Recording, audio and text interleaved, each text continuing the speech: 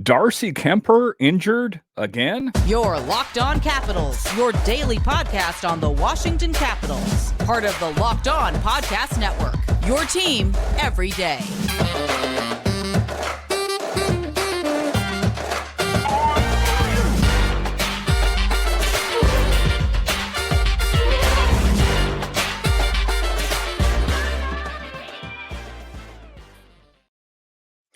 Well, hello and welcome into this edition of Locked On Capitals.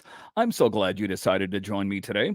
As always, this podcast is free and available on all the major platforms, including the SiriusXM app and on YouTube. And I want to thank you for making this your first listen each and every day. My name is Dan Holme. You can find me on Twitter. It's at DanCaps218. You can find the show on Twitter. It's at Locked On Caps. And the best way that you can help grow the show is to subscribe to Locked On Capitals on YouTube and comment anything down below.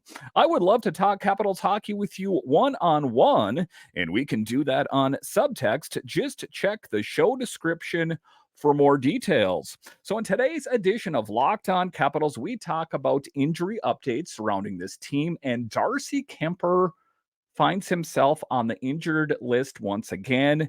We'll talk about that in the show a little bit later. We will talk about the latest with Anthony Mantha. As we know, he took a puck off his ear. When can we expect to see him back? And then a little bit later in the show, we will talk about the latest with injured blue liners and when we can expect to see them back, and also some of your YouTube comments. But just to get it going here, we will talk about Darcy Kuemper, who was injured in practice. There's no rest for the wicked, as the Capitals were busy at practice today, and Darcy Kuemper got injured again. No, this is not old news. This is, as I'm recording this, at 9:55 local on Wednesday. He got injured this morning at practice. And what we've heard thus far is that he got hit in an area where there's not a lot of padding. So he's injured. I guess ultimately we don't know how much time he's going to be missing, as the game isn't until Saturday. So things could change between now and then. But the one good thing that I know is that the Capitals have the needed depth down in Hershey. So in the event that Darcy is not good to go, they can always have Hunter Shepard back up or start, I guess.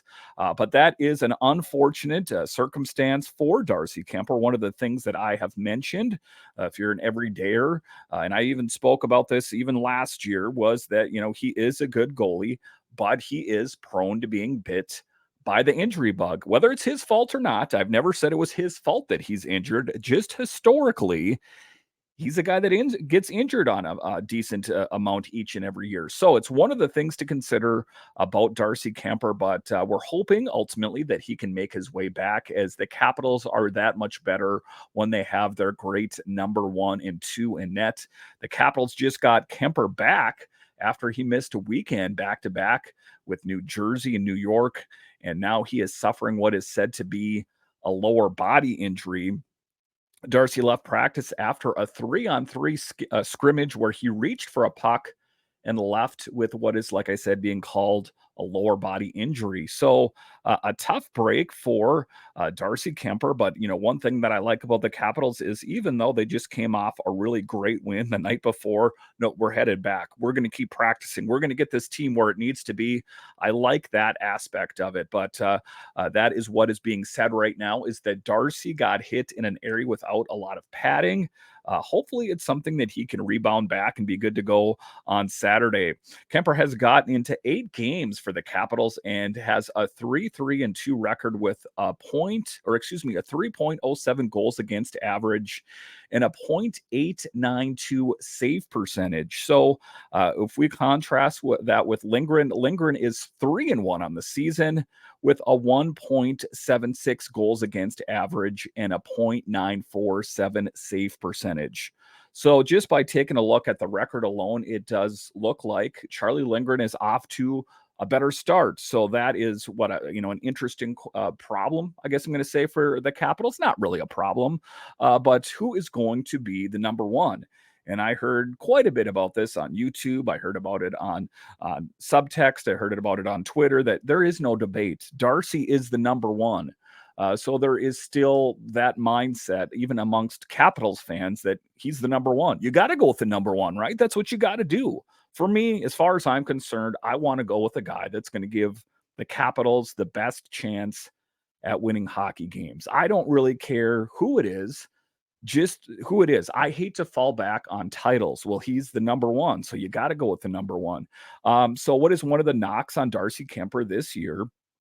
Is that he has, not done so well with high danger chances and some of the shots from high distance. One of the things that is a strong suit of Charlie Lindgren is he made a lot of high danger saves against the Golden Knights. And he also was able to make great saves from long distance. He was also able to make some high danger saves from short distance, some right at the front of the net. He seems to be more of a goalie that can make saves wherever they may come from. And I know that this is a small sample size. And like I spoke of yesterday, if we take a look at last year, he really played big in the month of December. And then the rest of the season, it was kind of lukewarm. So I don't know if this is just, Charlie Lindgren playing really great for like 3 or 4 weeks here, and then he'll disappear like he did last year. But I don't want to overthink it. What I know for sure is that he played one heck of a hockey game against the Golden Knights. And, Darcy Kemper, again, I'm not saying it's his fault that he's getting injured, but he is prone to being injured on a fairly regular basis. So that is not, something that serves the Capitals well. It's not something that serves Darcy Kemper very well. And it's a good thing that the Capitals have options down in Hershey, whether it be Clay Stevenson, Hunter Shepard. There's even more the further you go down the list there, but that is a good thing. Oftentimes we hear, well, why do we have so many goalies? Why do we have so many of this kind of player, that kind of player? For instances, just like this, when you have a player or multiple players that get injured. I mean, could you think of a really unfortunate circumstance if both Kemper and Lindgren got injured? Then it would be Shepard and Stevenson as the number one and number two. Wouldn't that be interesting? But all things considered, it wouldn't be an ideal situation. But the one thing I've always said about the Capitals is they always pick really great netminders, whether it's them drafting them or making trades, whatever the case may be, that the Capitals can weather the storm. Even though there's injuries, they have a really great option in the goalie department. So we're ultimately pulling for Darcy Kemper. I want him to be back. I think that at the end of the day, to start the season, he kept the Capitals in a lot of the games. So I don't ever want to put squarely on his shoulders the fact that the Capitals got off to a slow start. Quite the contrary. He kept the Capitals in a lot of those games. They still lost those games, but if it wasn't for him, they would have lost by a larger margin. So just let's widen the lens here a little bit and just take a look at the truth in the stats is that, his record doesn't look that great to start the season, but the Capitals, the team wasn't that great to start the season. And it wasn't just the net minding, it was the flawed defense. It was them having a hard time finding a way to score goals. So I want to see both sides of the coin here. I'm not in any camp one way or the other. I'm in the Capitals camp and I want the best goalie, but I feel like I should do Darcy Kemper justice here and make a case for him as well. Is that despite the fact that maybe he had some games that didn't get good bounces his way, the Capitals team itself isn't the same team as it is present day. So that is something to consider.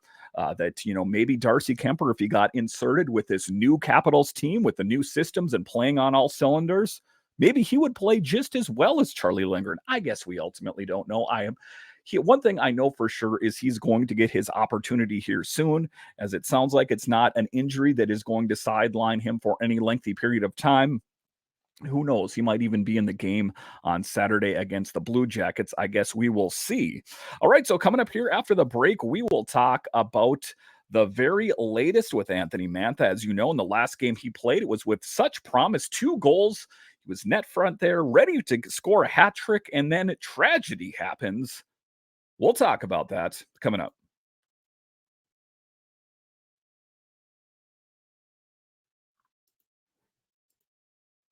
A new NHL season brings all sorts of possibilities. Alex Ovechkin could score 50 goals. The Capitals could hoist the Stanley Cup, and you could win big by playing daily fantasy hockey on Sleeper, the official daily fantasy app of the Locked On NHL Network. Sleeper is our number one choice for daily fantasy sports and especially daily fantasy hockey because with Sleeper, you can win 100 times your cash in daily fantasy hockey contests. Let me tell you something. I wasn't a guy that was that big into fantasy hockey until I found Sleeper. And now I love it. I think you'll love it as well. Sometimes when you're watching a game, you're not that interested. Get involved with it. A little bit of fantasy hockey. It makes watching the game that much more exciting. To win a 100 times bet on Sleeper, you need to correctly predict the outcome of 8 player stats. You heard me, Capitals fans. You could win 100 times your money playing daily fantasy hockey with Sleeper. So start paying attention and nail your picks so you can start winning big. Use promo code LOCKEDONNHL and you'll get up to a $100 match on your first deposit. Terms and conditions apply. That's Locked On NHL. See Sleeper's terms of use for more details.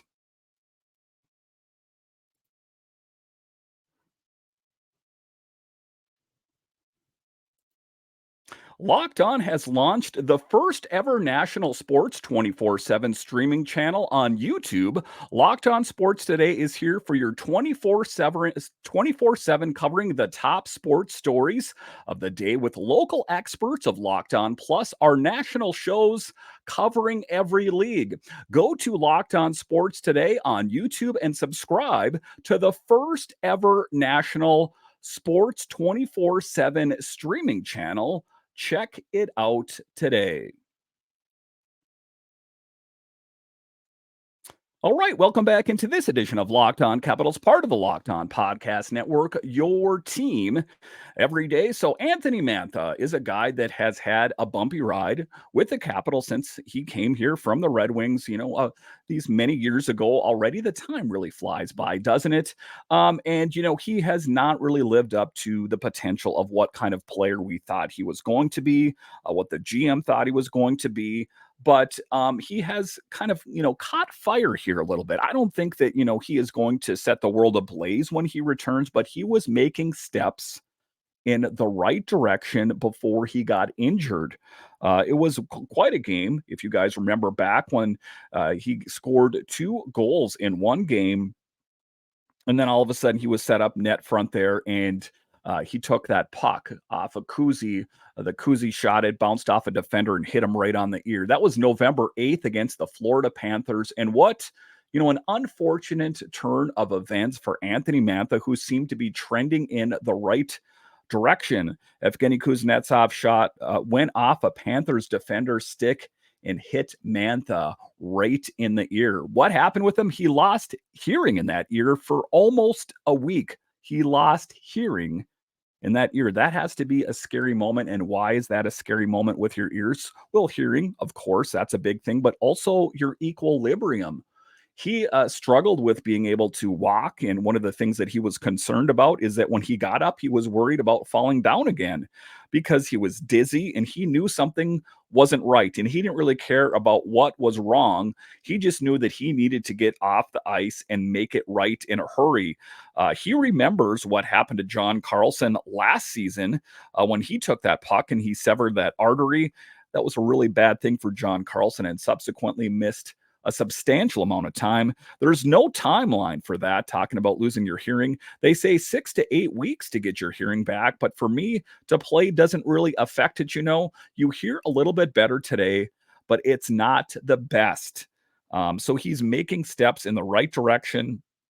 And this is one of the things I've spoke of on this show for the longest time, is that they should put, safety, player safety, and make it of paramount importance. You take a look at college hockey, they have that chain link fence essentially over the front of their face. Not a lot is going to get to your face with that on there. It just seems like if you want to take a look at Carl Hagelin, now you want to take a look at Anthony Mantha, and those are just players on the Capitals, not to mention the other head injuries that, NHL players face on a yearly basis.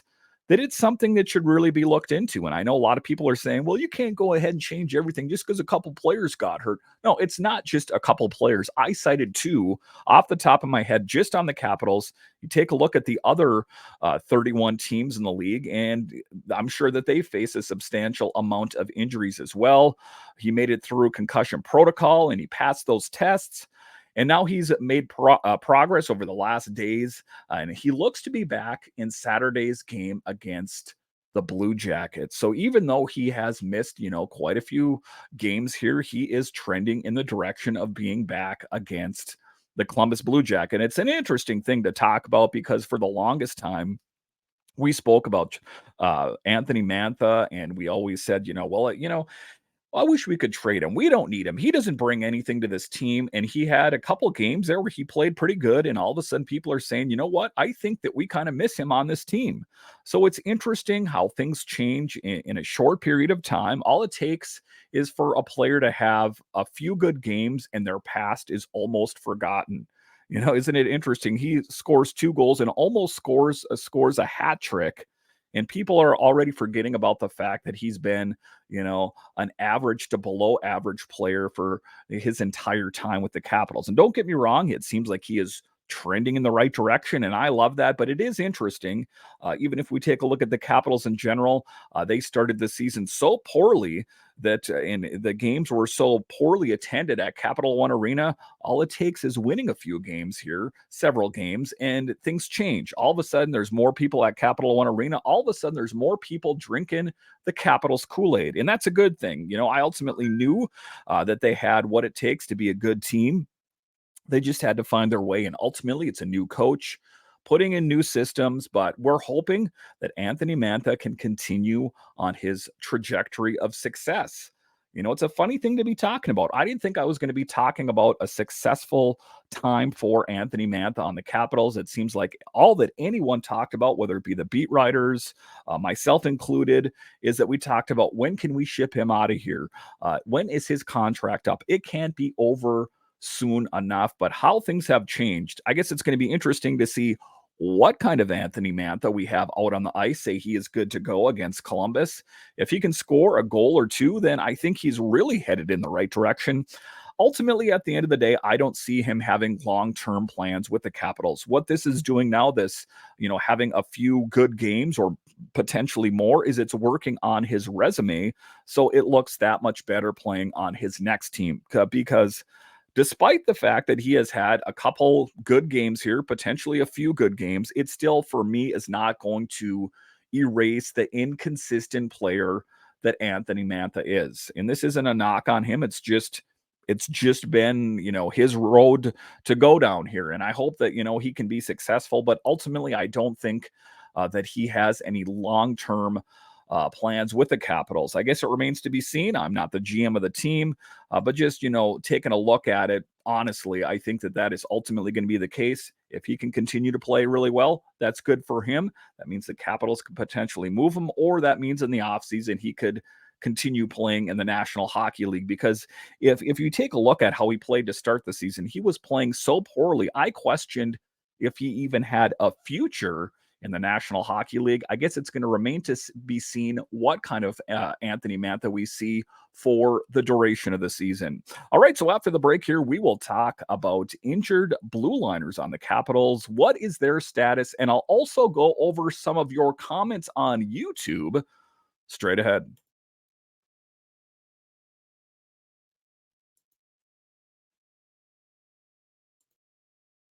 We spend a lot of time talking together, you and I. We get fired up together on wins and losses, who starts and who sits. I'm thankful for the connection we have. And today I want our chat to be about something a little bit more personal. I just learned that you can get a 1-year supply of ED medications. You realize what that means? Bring on extended travel, bring on the next natural disaster or supply chain issue.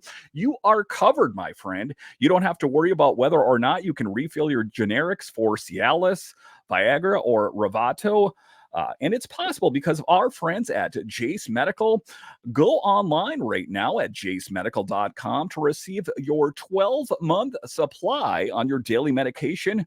Remember to use promo code LOCKEDON at checkout. for a discount as well. And listen, sometimes in life you need one certainty, and if there is one certainty that should be out there, is your health and the ability to get the medications that you need for your overall health. That is why you need Jace Medical. If you or someone you love would get some peace of mind by having a year supply of any daily med, go to jacemedical.com to see if it's offered for you. Remember to use promo code locked on for $20 off your purchase.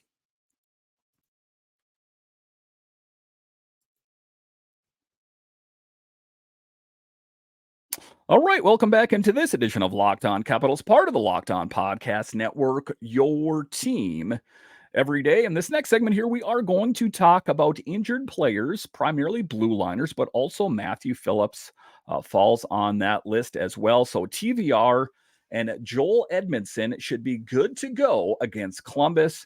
This will be the first time seeing Edmondson in the regular season. Again, we know what kind of a blue liner TVR is, a really great player, but a guy that has been injured and is going to be making his return shortly here. It looks like he'll be good to go against Columbus. And Joel Edmondson, I am excited to see what kind of player he's ultimately going to be. He's a big, rugged blue liner, like 6'4", 6'5", 230 pounds. A guy that Tom Wilson said could close space in a hurry for a guy his size, and is good at playing net front, clearing the lane, that kind of thing. So it's going to be interesting to see what kind of player Joel Edmondson is going to be. What is a bit of the history? We know that we acquired him at free agency last summer, and the Habs retained 50% of his salary. And if you think back on the time when they acquired him, there was a lot of uncertainty on the Capitals blue line. That is before we knew at the time that Lucas Johansson was going to be a really great blue liner. Also, Alexiev, Hardy Hamann, Octel.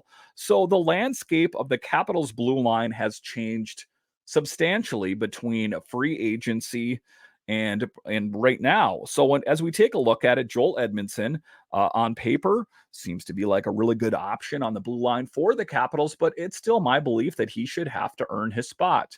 I have no reason to think, I guess, that he's not going to play a huge role. What do we know about him historically is that he has had lower back issues, and not to mention the injury that he's facing now. But finally, we're going to get a chance to see one of the pieces that the Capitals acquired last summer and see if he's as good as advertised. The other player I'm looking forward to seeing as well is Max Pacioretty at some point. I don't have a definitive timeline when he's going to be coming back. I don't think he does either. It's just kind of a wait and see thing, but I'm excited to see Edmondson and at some point Pacioretty and all, it's just exciting to see these players, that have been here. They were acquired in the summer to finally see if they're as good as everyone said they're going to be. Martin Fehervary, however, is a little bit further out, and he will most likely not be good to go Saturday. As we know, he faced that injury, and he's a guy that brings a lot of physicality. He plays a physical brand of hockey. Subsequently, you get injured sometimes, and that's not a knock on him, and I wouldn't have it any other way for Martin Fehervary, is that he brings the intensity, and he got injured, but ultimately it seems like he's trending in the right direction. The other player as well is not a blue liner though, is Matthew Phillips, a guy that is a very small man, and I think that he is trying to earn his way into, to do little things so he can continue to get a sweater each night that there's a game. Because to be honest with you, if you take a look at, it being that it's a league of what have you done for me lately, Matthew Phillips has not done a ton. There was a lot of, hoopla in the beginning of the year about what great player that Matthew Phillips is and what a steal he was from Calgary. And it appeared that that was the case. If the preseason was any indicator, it seemed like he was going to be one heck of a hockey player. Has been kind of, absent, or a guy that doesn't really pop off the page, but he did in the game against the Golden Knights as he blocked a shot, potentially saving a momentum-changing goal. And so he took a maintenance day. I do think that he'll probably most likely be good to go against Columbus. I guess I don't know right now for sure or not, but I think that he's going to rest up. One of the things I know as well is the Capitals have tomorrow, Thursday off.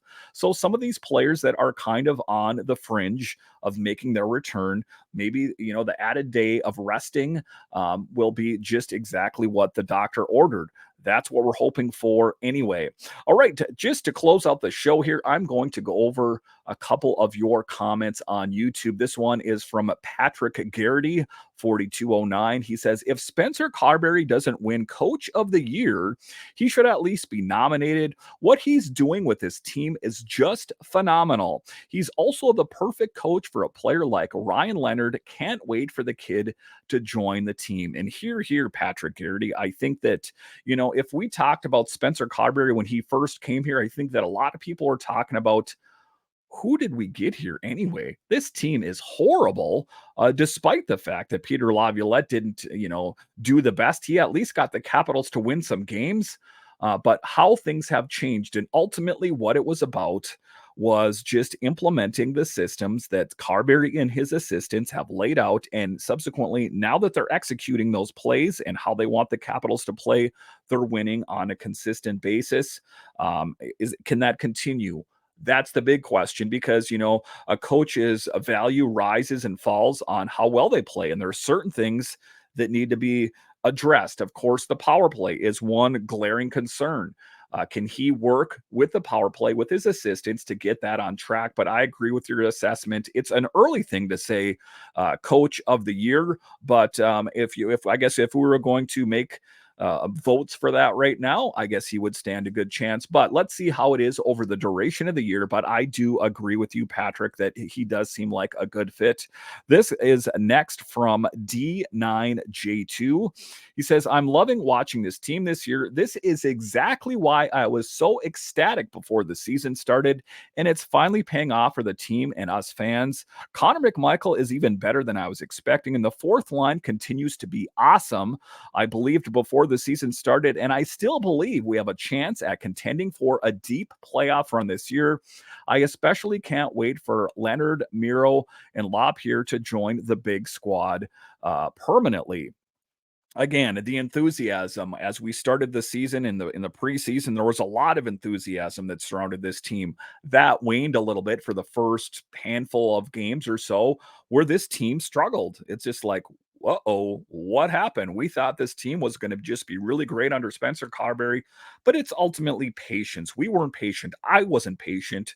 That we didn't understand that it was going to take some time for this thing to come together, but it seems to be coming together quite nicely. But I do agree, Connor McMichael has been better than I expected as well.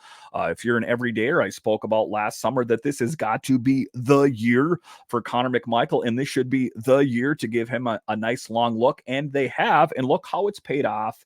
It's paid off in spades, as Connor McMichael is just a really, really pleasant, I don't want to say surprise, because I always knew he was a good hockey player, but he's far exceeded my expectation of what kind of player he was going to be. And Nick Backstrom doing the courageous thing on stepping aside and allowing Connor McMichael an opportunity to play the center position, the position that he has played for a long period of time.